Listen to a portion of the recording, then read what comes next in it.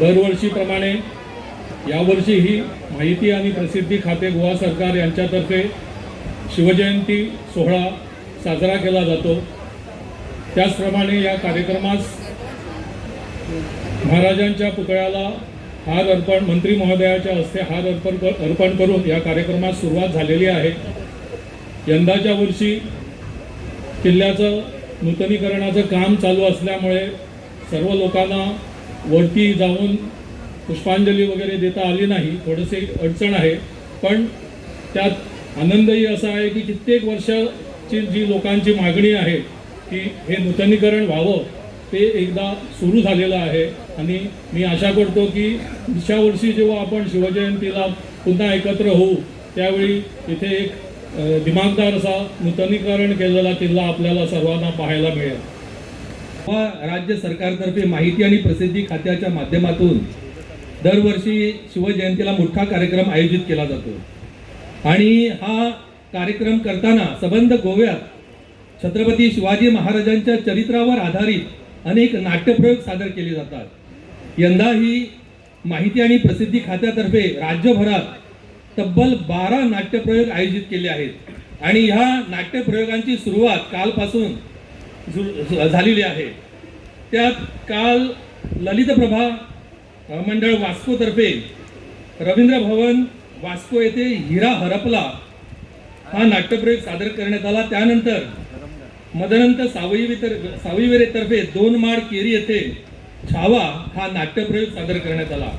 आज शिवजयंतीच्या समारोहानिमित्त ललित प्रभा नाट्य मंडळ वळवईतर्फे रवींद्र भवन साखळी येथे हिरा हरपला हा नाट्यप्रयोग तसेच ओम कलासृष्टी बांदोडातर्फे फर्मागुडीतील ह्याच रंगमंचावर रायगडाला जेव्हा जाग येते हा नाट्यप्रयोग सादर केला जाणार आहे। राज्याची स्थापना करताना छत्रपती शिवाजी महाराजांना किती प्रयास पडले आणि त्यांनी कसं मावळ्यांना घेऊन काम केलं हे काही मी तुम्हाला सांगायची गरज नाही। प्राध्यापक कुलकर्णीनं सगळ्या गोष्टी तुमच्यापर्यंत पोहोचवण्याचा प्रयत्न केला आहे आणि हे पण त्यांनी सांगितलं की आपण फक्त चांगलं काम करण्यासाठी निश्चय केला पाहिजे, ज्याला मी डिटर्मिनेशन म्हणतो। आणि तो निश्चय जर आम्ही घेऊन पुढे गेलो तर नक्कीच आम्ही पाठीमागनं पडणार नाही। हे स्वराज्य हिंदवी स्वराज्य स्थापन करताना त्यांनी भारतीय संस्कृती आणि देव धर्म हे पण पुढे नेण्याचा प्रयत्न केला। समर्थ रामदास स्वामींची शिकवण ठेवून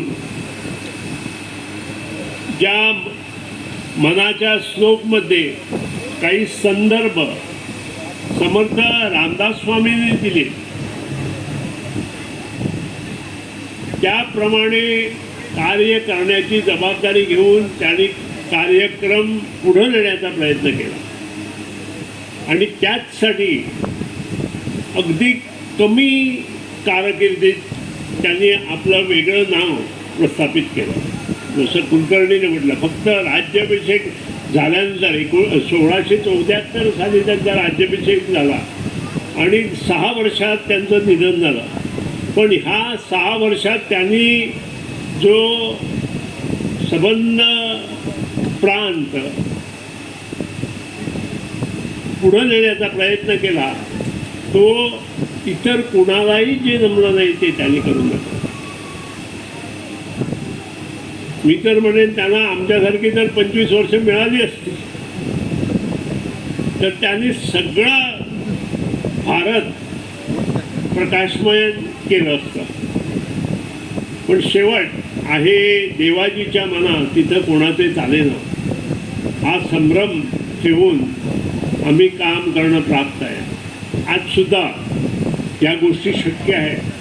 माननीय पंतप्रधान नरेंद्रजी मोदी यांनी आज जे काम चालू केलं आहे त्याला जर आम्ही समर्पितपणे सगळ्यांनी त्यांच्या पाठीमागं उभे राहिलो तर नक्कीच हे काम ते पूर्ण करण्यासाठी प्रयत्न करतील, ह्याबद्दल कुणाच्याही मनात शंका नसते.